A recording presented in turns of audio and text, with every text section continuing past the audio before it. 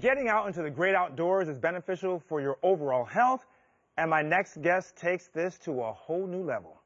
We're excited to have you here. You're about to embark on an arduous 3-day, 13-mile expedition through dry brush and rolling mountains.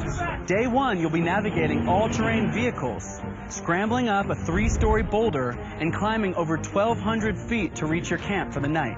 Day 2, you'll be challenged with the highest elevation of the race, reaching over 7,000 feet before making a steep descent and then paddling your way to your second camp. The final day, you'll race to the finish line, where the first family to raise their flag will be declared the winner. Welcome the host of Survivalist, Colin O'Brady. Hey, Colin, thanks for joining me, man. Yeah, great. Thanks for having me here.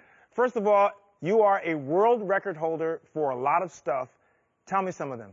Yeah, so I've set 10 world records overall. I set the speed record for climbing the tallest mountain on each of the 7 continents, and then did something called the Explorers Grand Slam. So climbed Everest, Denali, Kilimanjaro back to back.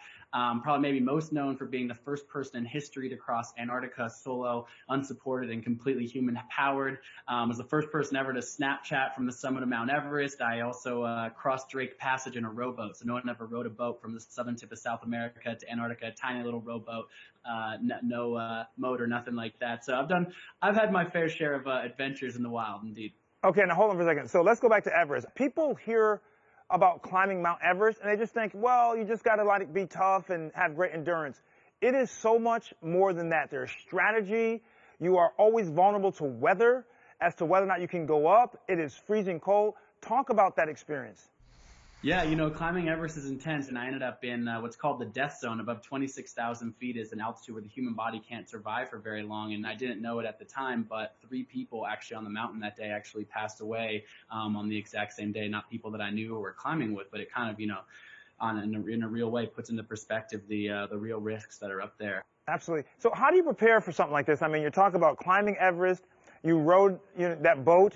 Mentally and physically, what is your preparation like? One of my most favorite things to say is I believe the most important muscle any of us has is the 6 inches between our ears. And so not only do I got to get my body stronger, but to be alone in Antarctica for 54 days, 1,000 miles, pulling a 375-pound sled, the physical demands are immense, but the loneliness, the solitude, having to stay motivated every single day. And so I actually do a lot of intentional practices with meditation and mindset work and visualization to sharpen, what I think of as a muscle, which is the mind. How cold does it get when you're out there like that? The average temp was about minus 30 degrees, wind chill on a typical day, minus 40, 50, minus 60 at times. I was out there for nearly 2 months by myself in those conditions, just unrelenting, brutal. The only way to stay warm is honestly to just keep moving, keep pulling that sled and generating body heat.